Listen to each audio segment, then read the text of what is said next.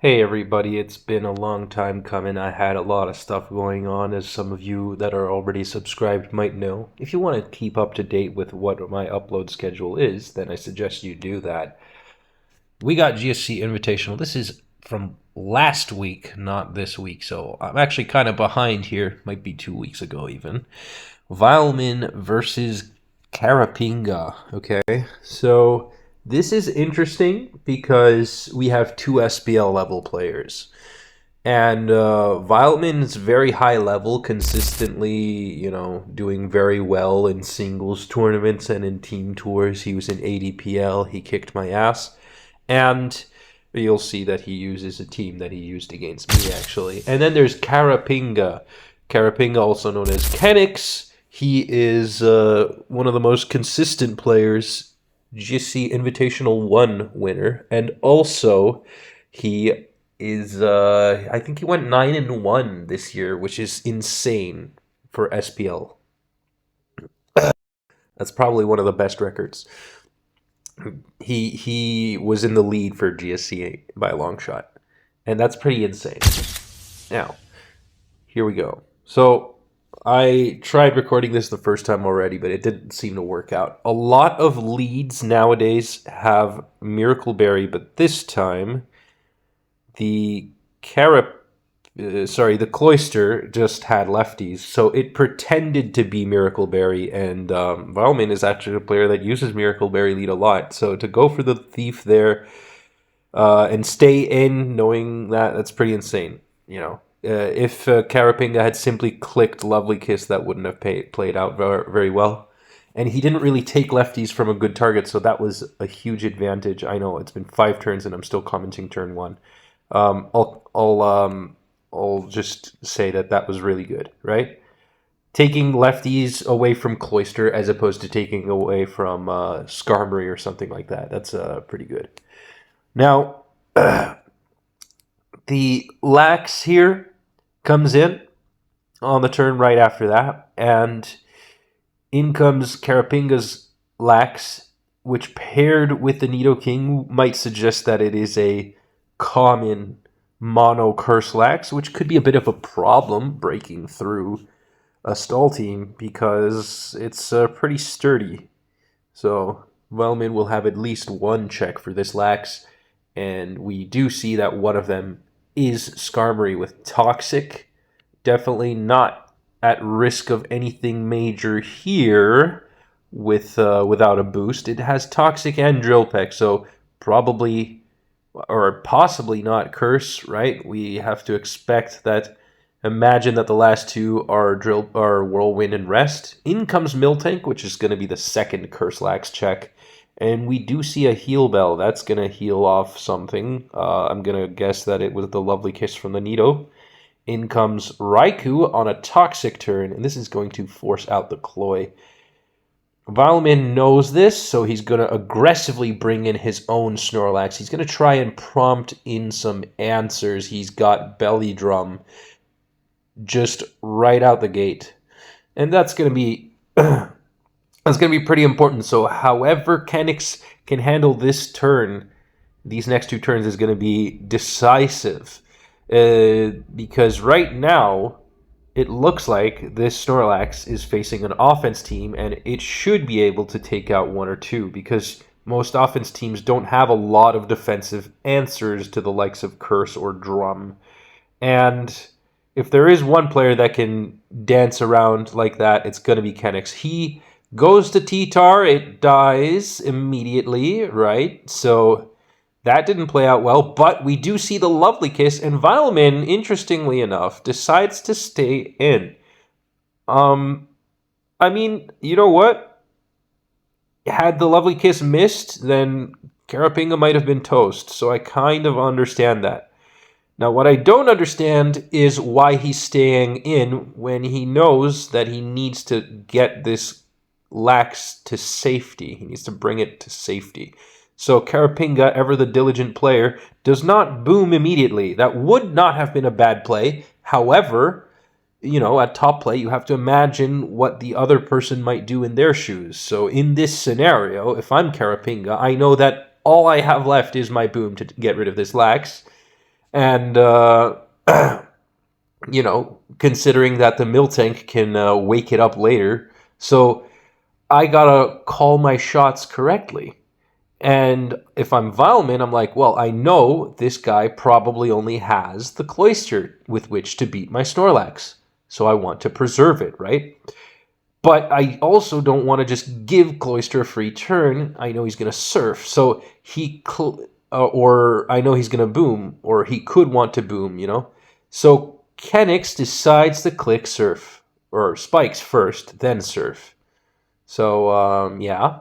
But I have to be careful if I'm Vileman because I don't want to lose the lax. Also, the crit kind of hurt. Here I definitely... Okay, he does not switch out. I mean, I already saw the game, but I'm trying to give you guys my first impression here. And that is the impression I had when I saw that. I'm like, okay, that's odd that he stayed in there because that's a huge win con. Lots of stall teams don't have many tools with which to break, and to just lose your queen there is a bit awkward. Kenix going for the surf to follow up with a boom. That's actually a good play on his end. I have no qualms with that. We see a Starmie, so that's going to be interesting. Starmie coming in, gets a free spin. And Body Slam could para, but no, that doesn't happen.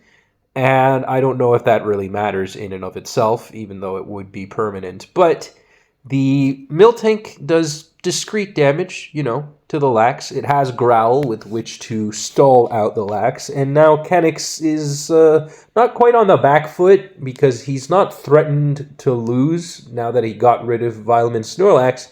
But he does have to make something happen eventually. So there is a bit of an onus to apply some pressure here. As we see, even at -1, Double Edge does discrete amounts of damage to the Miltank. Like a crit could still hurt. And now it curses up, so it negates the first Growl, but it's still at basic unboosted power. And in comes Zapdos. I mean, you had to expect Zapdos was the last, right? So, Thunder, and it crit Okos. It wins the speed tie and crits in Okos. So gone, down goes yet another Mon, the Miltank with the Heal Bell support. In comes Meganium. Yes, Meganium. Indicating that this team isn't your run-of-the-mill stall team, but it's more along the lines of those teams where Lax serves as some sort of wall breaker. And the wall breaker then should enable some sweeper in the back. I'm thinking of those Quagsire teams, or in this case, Meganium. And both of them are rather good at coming in on Zapdos, but the difference, well, I'll let the power of Meganium speak for itself. It's, you know, it's still a grass type, so it can get fully paralyzed. Unlike Quagsire.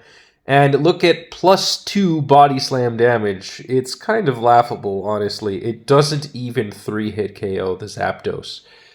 And now it's paralyzed, so unless it can fish for a para of its own, 30% odds with one hit, I don't see much happening here. Yes, the synthesis is nice and all that, but this is kind of underwhelming. And I managed to lose to it anyways, so, you know, I'm not trying to shit on Valmin here.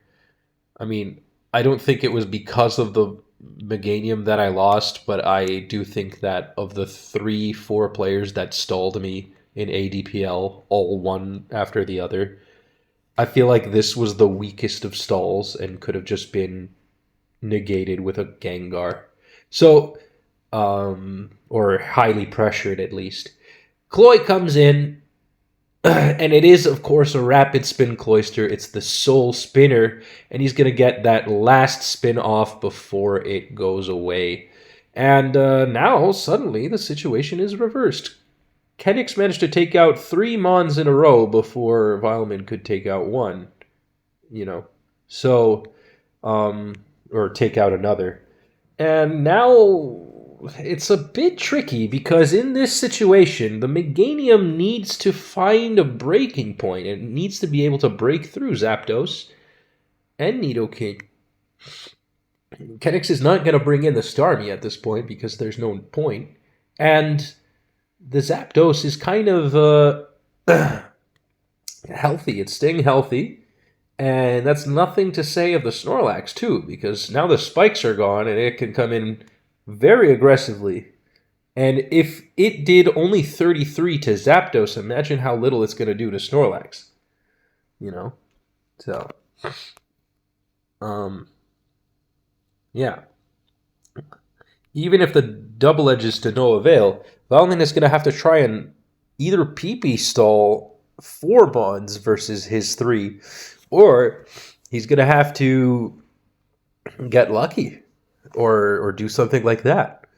And we see that Zapdos is applying a lot of pressure here. Snorlax coming in. You see every time the Raiku's in, Lax just comes in just fine. And mind you, you know, this could be a bit iffy. So, of course, he could use the Toxics to try and get the Zapdos on a timer and waste most of his rest PP. But how is he going to pressure Kenix into using rest, aside from the Toxic itself? And Meganium is just full paralyzing, kind of showing that it's a very underwhelming Mon. What it has over the likes of, say, Venusaur isn't its attack power, but the fact that it has Earthquake. And in Gen 2, Venusaur doesn't even learn Sludge Bomb. That's very disappointing. Yeah, so, right? Earthquake? At least I'm pretty sure that it doesn't have Earthquake. I don't know. Could be wrong. You don't see a lot of Swords Dance Venusaur or Meganium. Meganium a little more.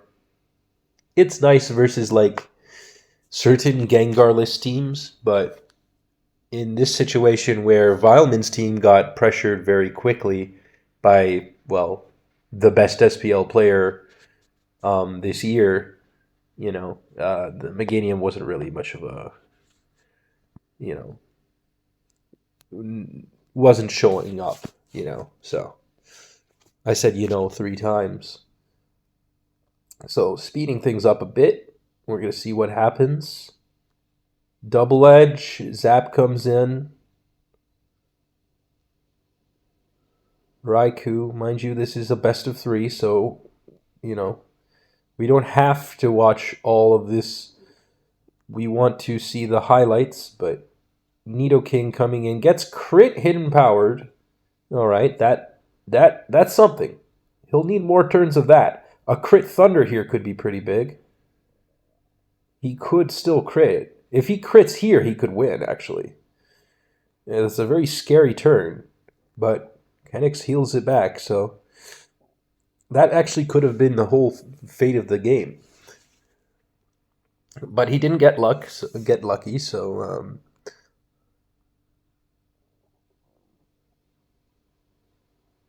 Nidoking. Now, mind you, the Nidoking is kind of interesting because it has Thief and Earthquake, so it's not Double Edge. Double Edge hitting the Meganium there. Nice damage. Ooh, and there is another crit. Yeah, Thief Lovely Kiss Nido. Yeah, we need more turns like this for Vileman. Thief Lovely Kiss Nido can get stalled by Sleep Talk Skarm, but I don't think we're seeing a Sleep Talk Skarmory here. Synthesis, the Meganium's now at +3, so it's going to probably be able to 3-hit KO the Zapdos, but it needs to not fully para. And with this paralysis thing, it's really iffy. And, 2 full paras in a row. Now it has to switch out if Vileman wants it to survive. That kind of sucked, because that could have been nice. With the, that actually was there was yet another turn where Vileman had a chance. He had a very realistic chance, too. And, interestingly, Karapinga brings in the Mii right here on the Raikou. And yet again, Vileman mispredicts here. As Karapinga sets up a light screen, enabling his Snorlax to regain its health, or at the very least use rest unharmed. So yeah, Vileman has used up 4 of his 8 synthesis on Meganium. And I think Meganium doesn't have double edge, now that I consider that, so Venusaur could actually do more damage. It's a little bit worse because of the poison typing, so it's worse against grounded mons, but yeah. Wow. I can't say that VileMan's team isn't trying, because that crit +1 drill pick did more than the body slam from Meganium did. You know, they're trying to carry the weight here and win out this game. So that's at least a little exciting. If we can get a nice predict, but nothing is happening. Carapinga is finding ample opportunity to just play it safe. And now the Skarmory has been put to sleep. That's annoying. And there's a crit. So if this is going back and forth, there is a lot going on here. And we're going to have to see if Carapinga doesn't make some sort of prediction here. And this is scary because Earthquake is going to hurt. Yep. Hits the Meganium. That was the only other option, honestly. And Ice Beam takes out the Meganium. And now it's really rough. So, honestly, at this point, I feel like the fate might just be sealed here. And down goes the Raikou. So, yeah, that's the end of that game. We're going to have to open up game 2. All in all, this wasn't what I would consider a bad game. Yes, RNG did determine the outcome of a lot of things happening here. And, you know, looking at this a second time, I gotta say that the Meganium could have put in a lot more work with the support of Miltank, but it just so happened that VileMan stayed in on a crucial turn against Zapdos when maybe that wasn't quite called for.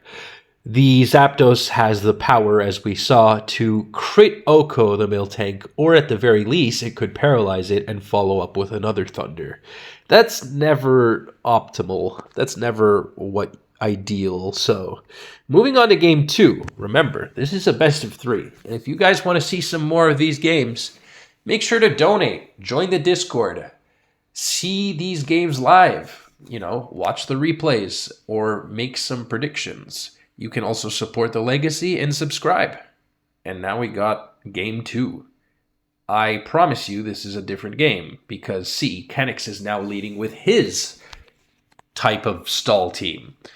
With a Cloyster. Cloyster means there's probably a Raikou in the back in case of Zapdos lead, so you don't lose too much momentum, yada, yada, yada.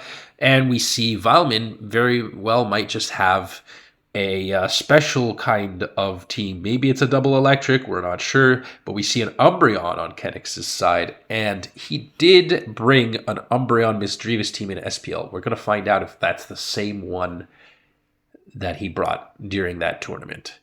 And Lax comes in, taking a hefty amount of punishment here.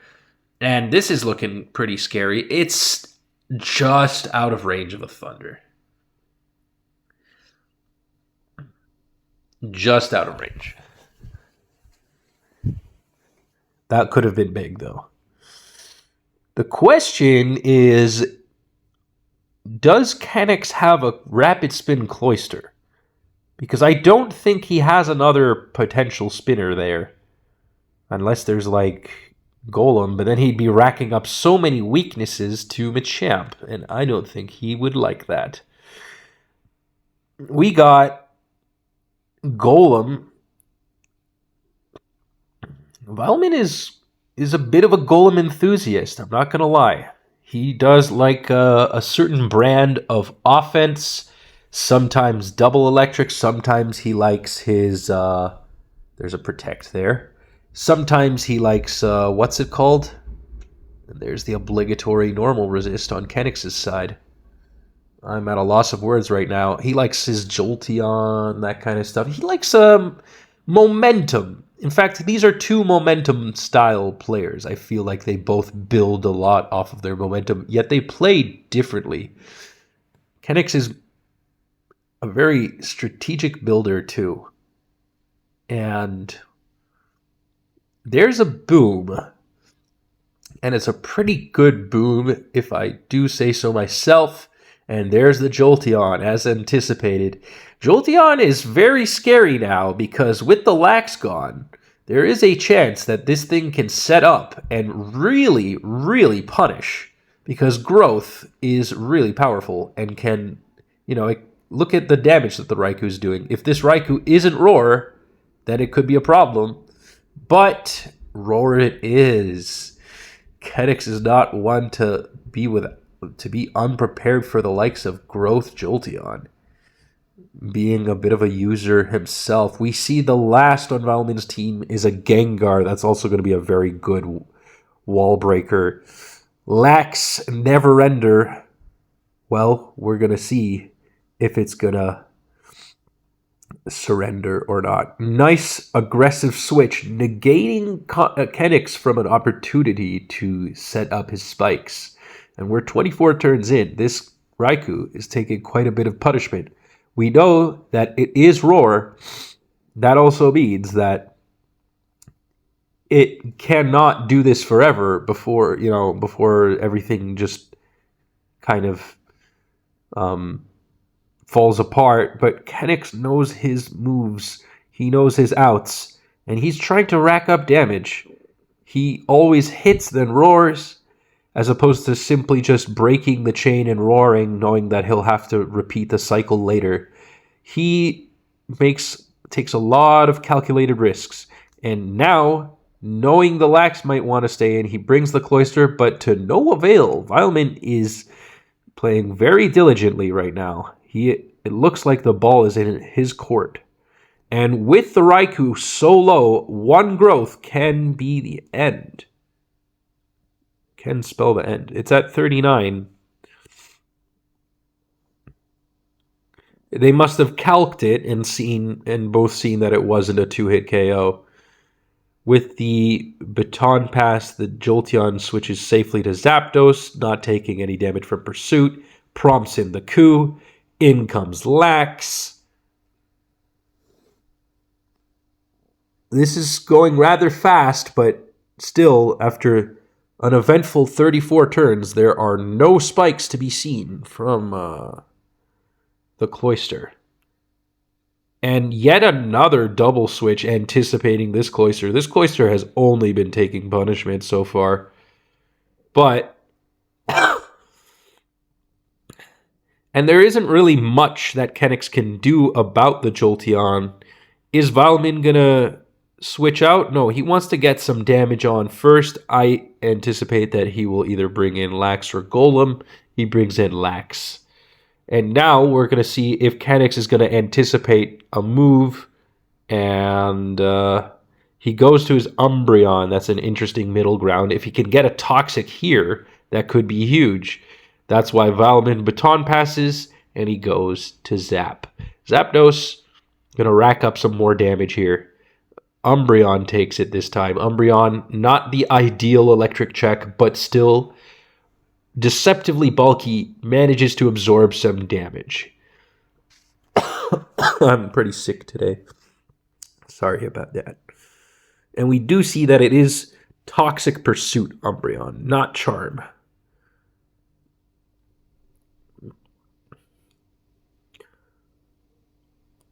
I mean, even if the Cloyster could come in and lay the spikes, Vileman can just remove them with Golem. So it looks like Vileman has a pretty good matchup, all things considered. I skipped a turn, pardon me. The coup comes in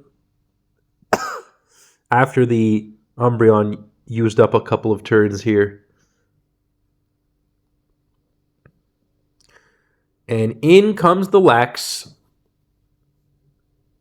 It should be at a range where the Raikou isn't safe to stay in, unless it clicks rest again. So he basically forces out the Raikou, gets to use growth, and that's when Kenix finds a window of opportunity and gets a nice Toxic. But this could still cost him the game. Misdreavus comes in. What set is it? This is, in fact, the team that we had seen in SPL. And the Misdreavus goes down. It takes 2 T-bolts in the process, but at least it lets Raikou in. And with 1 turn to spare, it is able to use rest. All while the whatchamacallit, the Jolteon takes toxic damage, and then Baton passes out. This is a very interesting sequence with +1 special attack. Gengar is just slightly more threatening than earlier, but not quite enough to win out a 1v1 unless he can get a nice freeze. No freeze. What's he going to do? Boom? Yes. And look, that's how threatening, that's how tanky this Umbreon is, man.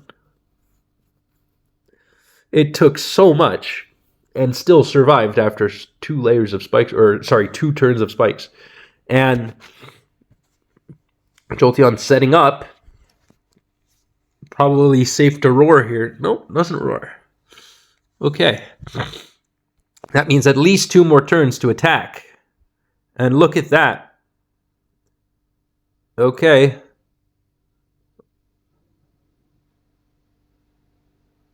T-Bolt doing quite a lot.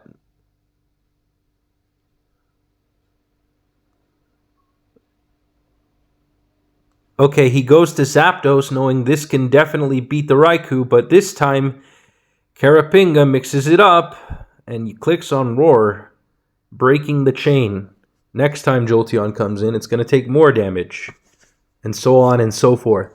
So there's going to be a lot of switching. Jolteon comes in, this time taking a lot of damage. Now it's within a 2-hit KO range. VILEMAN has to make something happen fast if he wants to stay in this tour. Here's a double edge.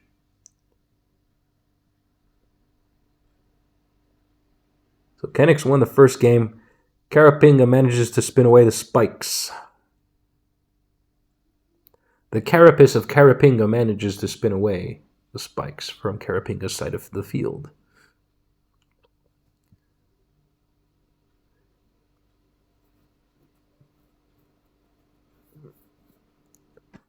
Toxic. Yeah, I noticed that a lot of teams, there's certain teams that I can kind of cheat against, and by cheat I don't actually mean cheat, but I can kind of pressure them a lot easier by virtue of them not having any poison resist, and so I can kind of just spam toxic and wait and weather the storm, you know? And I think that is more or less what Karapinga is doing masterfully, might I add. This is very hard. It's not easy to play against someone of VILEMAN's level and just weather the storm like that. We reveal one more move. It's Earthquake. Is there a third move? No. More often than not, on certain types of offense teams, your Lax is your only sleep talker. But, or rather, your only Jinx check or something like that. So it has to have sleep talk.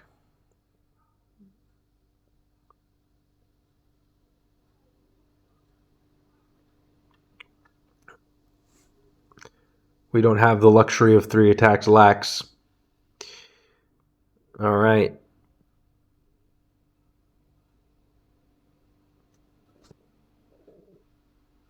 Three attacks Lax would have been good against this team. There's a boom. How he called it out, only God knows. Jolteon comes in. Raikou's asleep. Has 2 turns to burn. But what do you do if you're VILEMAN? You don't have much time left. And with T-Bolt over Thunder, you're not dealing as much damage. And spikes are gone, so I feel like this might be it. Unless he can get some crit. If he can get a crit, but even then, it might not be enough. Karapinga goes for the T-Bolt, yes. We're going to see a Thunder miss.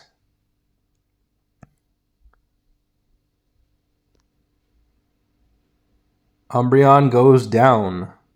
Still VILEMAN is hanging in there, and I'd be lying if I said that there wasn't still a shot.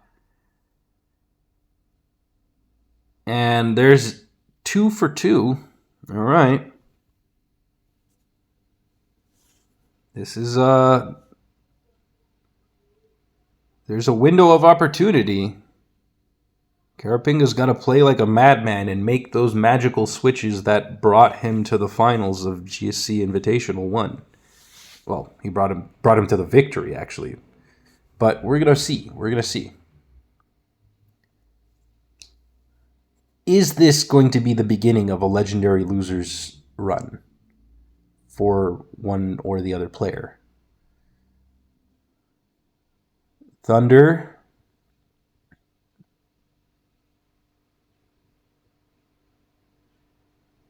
Honestly, I feel like if he can sequence it right, this could be in his favor.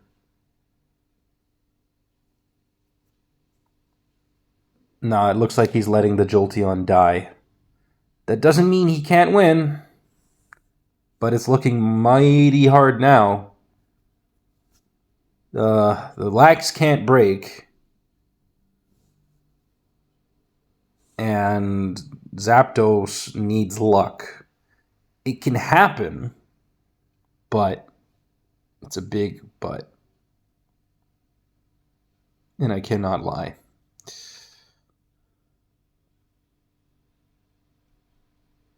Did you get the joke? Ha ha ha. All right. So Zapdos is... VILEMAN is deciding to switch out on this turn here. Karapinga knows that if he uses his resting mons, he can choose not to consume any PP whatsoever, making it pretty rough. It's the best defense in this case. The winning strategy is not attacking and waiting for the opponent to use up all their ammo. There's only 8 Thunders. That's not very many. And with no spikes, it's just that much more difficult. With spikes, I say that there could have been a chance, but I feel like VILEMAN is not in this one. Skarmory coming in. Bird versus bird.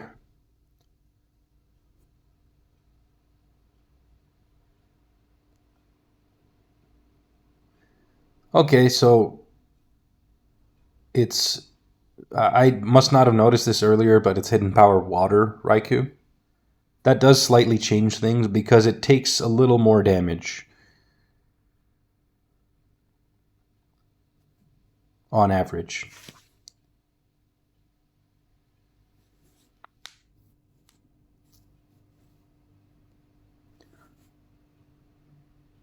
I have to say, this was a pretty exciting set. No complaints on this end. It was pretty good. Like, this isn't your average stall game.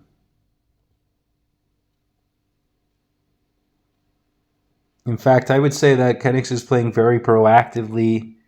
He's very much aware of what's going on. He has 9 rests. That's not many, but Zapdos only has 7 Thunders. So the key is not attacking, switching in as much as possible, consuming that PP, because yes, 9 rests actually means I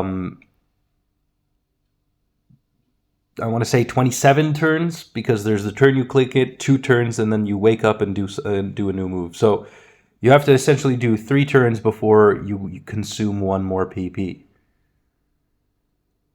That's the power of using rest without sleep talk.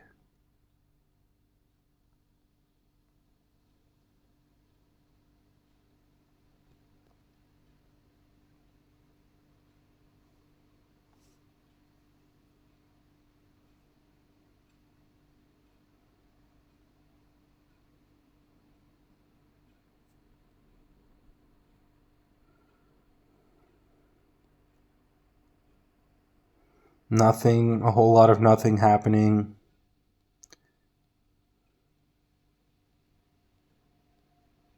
Alright, I'm just skipping. I don't even care. I'm not even going to comment on the last moves. So, okay, so yeah, we skipped like 60 turns ahead. What we can say is that the Skarmory had plenty of PP. The Raikou, we saw it had 9 rests, and over the course of 50 turns, it managed only to use 2 other rests. So you can kind of tell in hindsight that VILEMAN was fighting an uphill battle with the spikes constantly racking up damage, although it wasn't much. And so VILEMAN decides that he is not going to be able to break with his Zapdos and forfeits. I hope you guys have enjoyed, and keep an eye out for future games or other videos. I just wanted to get back to you guys as soon as possible. I've been pretty busy. Like I said, I'm trying to create my business. But take care and have a good one.